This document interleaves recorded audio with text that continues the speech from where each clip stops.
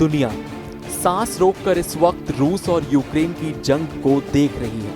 बड़ी वजह यह है कि इस जंग में किसी भी यूरोपीय देश की एंट्री के साथ नाटो की एंट्री हो सकती है, जिसे वर्ल्ड वॉर का बटन दब सकता है।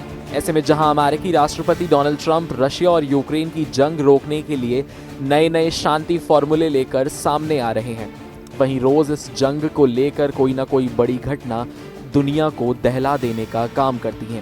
ताज़ा वाकया ऐसा है जिसने कई सवाल खड़े कर दिए हैं।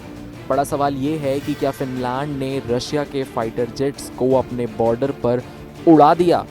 दरअसल बड़ी खबर रूस से आई है कि उसका एक और फाइटर जेट हादसे का शिकार हो गया है। फिनलैंड की सीमा के पास स्थित करेलिया क्षेत्र में नियमित प्रशिक्षण उड़ान के दौरान रूसी वायुसेना का सुखोई 30 लड़ाकू विमान दुर्घटनाग्रस्त हो चुका है। इस हादसे में दोनों पायलटों की मौत हो गई है, जिसकी पुष्टि रशिया के रक्षा मंत्रालय ने की। मंत्रालय के अनुसार विमान गुरुवार शाम करीब 7 बजे गिरा और हादसे के समय उसमें कोई हथियार या गोला बारूद नहीं था। ये भी बताया गया कि विमान एक निर्जन इलाके में गिरा, इसीलिए जमीन पर किसी तरह का नुकसान या जनहानि नहीं हुई है। दुर्घटना स्थल पर तुरंत आपातकालीन टीमें भेजी गईं। बताया जा रहा है कि विमान घने जंगल में गिरा था, इसीलिए किसी घर, सड़क या आबादी वाले क्षेत्र को कोई नुकसान नहीं हुआ है। लेकिन रशिया ने अभी तक इस दुर्घटना के कारणों का खुलासा नहीं किया है। लेकिन तकनीकी खराबी या पायलट की गलती दो संभावनाओं के रूप में जांच के दायरे बढ़ गए हैं।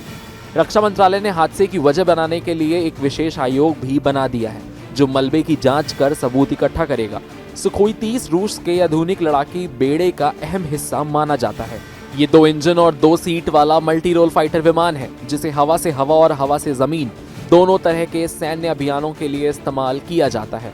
रूस ने यूक्रेन युद्ध के दौरान बड़ी संख्या में Su-30 विमानों की तैनाती की है। हाल के महीनों में Su-30 ही नहीं, बल्कि कई और रूसी सैन्य विमान भी दुर्घटनाग्रस्त हुए हैं।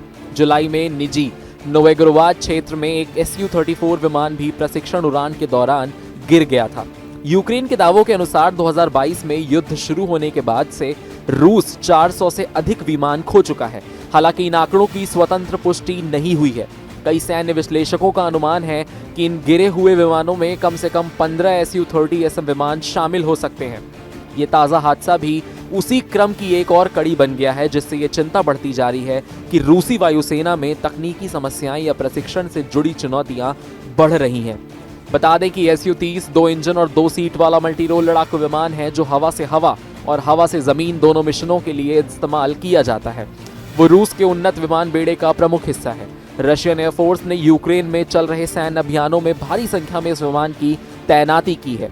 इस साल जुलाई में निजनी नोवेगोरोड क्षेत्र में इस तरह के प्रशिक्षण उड़ान के दौरान एक Su-34 लड़ाकू बम वर्षक विमान दुर्घटनाग्रस्त हो गया था।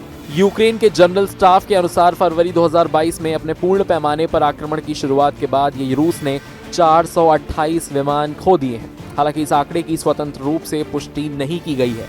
कई स्वतंत्र सैन्य विश्लेषकों का मानना है कि इनमें से 15 Su-30 विमान शामिल हो सकते हैं। तो दुनिया एक और बड़े राजनीतिक संघर्ष की ओर बढ़ रही है। क्या फिनलैंड के ऊपर अब रशिया का एक और प्रहार देखने को मिल सकता है? ये तो आने वाला वक्त बताएगा।